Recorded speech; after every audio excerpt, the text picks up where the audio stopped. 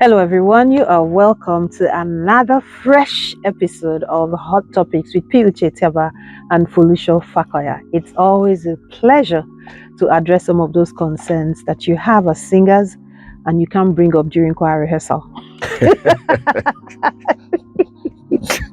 It's true, Folu, right? Yes, your point. Once we get to church, that's a wonderful perspective. Yes, but it's true. Once we get to church and we're there for choir rehearsal, it's choir rehearsal. You know, you don't have time to start asking some questions like this one that we're about to take today. Are you ready? Very interesting. I'm laughing so hard reading this one. Why is a music minister expected to sing for free in his church out of compulsion or emotional blackmail? I know this guy. You say you know this guy? I think in one of the other episodes, he was one of those that responded when we're talking about someone supposed to go and sing outside the Sunday during a gig. Oh, okay. If you have a gig, can you go? Yes. It's the same person. He is the same person. So let's just answer this question as it is. That's what I'm looking at. So I'm going to ask it again, Folu. Why is a music minister expected to sing for free in his church out of compulsion or emotional blackmail? I don't know who is blackmailing him and who is putting a gun in his head and telling him he must sing. Yes, I'm saying a sense of shenanigans and sarcasm in this question, Pastor, truthfully. What he was trying to say was that the singers, I'm using his exact words now. Okay. The singers, the choir members, the instrumentalists, that they are supposed to be paid. That's what he was saying. For singing in the church. They should be paid. They should be paid. I know you mentioned the choir members. The fact that the pastor aided someone to get the publicity to become a star does not mean you should not pay the person for singing in church. That's what he was saying. Now, what he's saying now is that as a singer in the church, for ministering in the church, he should be paid. He should be paid. Then if that's the case, then the person taking the prayer point too should put in his invoice too. To be paid too. The person taking the testimony should put in an invoice too, should be paid. The person taking the offering, the tithe and offering section too.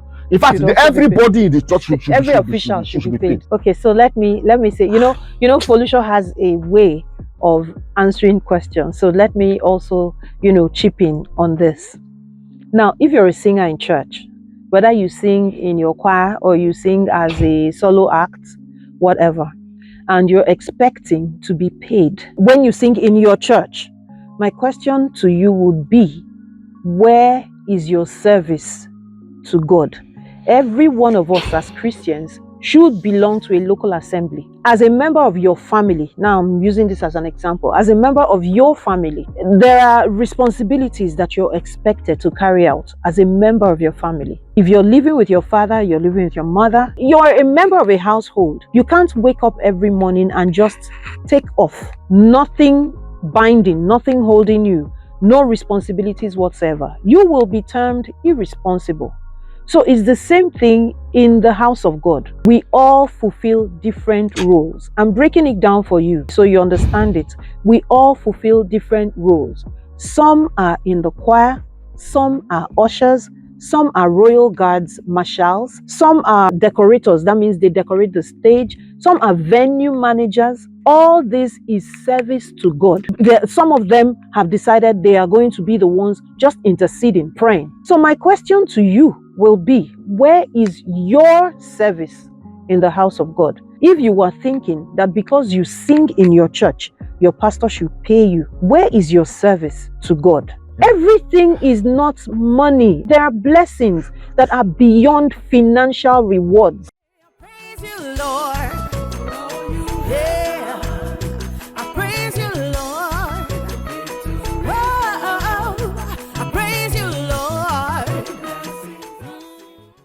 So you can't be there expecting that because you think in your own eyes that you have arrived somewhere and you are recognized to be an expert in your field as a singer. So when you sing in your church, you expect that your pastor would pay you for singing in your church. Do you pay your pastor for preaching and teaching you the word? So why are you expecting a financial reward from your pastor for singing in the church where you are receiving spiritual nourishment. Let me even respond to him, Pastor. Pastor, Okay. you know, we've been on this journey. I'm not against, okay, maybe when it becomes expedient, maybe for the instrumentalists to be paid, it becomes expedient and necessary. I've been in the forefront of this struggle when we were in church sometime. When it became expedient, and because of the timing the instrumentalists were giving, not me, the instrumentalists I brought to spend the whole day there, I made the proposal. Initially, the pastor then was like, I can't pay people to serve God. I said, no, Pastor, but except there will be staffs. Okay, he said, you that I said, why am I not paying? Beautiful question. I said, Pastor, me, I'm different. He said, oh, really? Later, I saw that pastors will call them for a meeting and say, okay, to aid instrumentalists who are with you. He said, okay, there will be staffs. And I said, yes. And we went one and one and it, and they were paying. At the point when the paying was not coming on, as the choir, we started paying from the choir purse. You know, we made that commitment. It's a different Thing altogether. But when you're saying that for singing in church, that you should also be you must be paid. The air that you breathe, if God was charging you, how much will you be able to pay? When there's a problem, you go to the hospital and they put you on oxygen. Don't you pay? And the very moment you can't pay, they shut it down and shut it off, and that is it. If God was charging you for every air that you breathe, will you still be alive? If God was charging us for divine health that is gives to us, so can't you do anything free for God? What is your reward? What can you prove as something? What is your service? These talents we have, Pastor, it's not a coincidence, Pastor, that you can sing and I cannot sing. Yeah. God did those things intentionally. He gave you those gifts intentionally. And whether I like it or not, on the long run, every singer, every person that has every talent, you must account for those gifts. And God help you when that day comes and you don't have profits to show, anything on the altar to show that, Father, for the talent you're giving me, this is what I have to offer. I can't factor the repercussion. It's not a joke. I understand you. This talent God has given us to do, it's not a joke. You were given this talent to propagate the gospel for a reason. Thank you. So what will you have to present?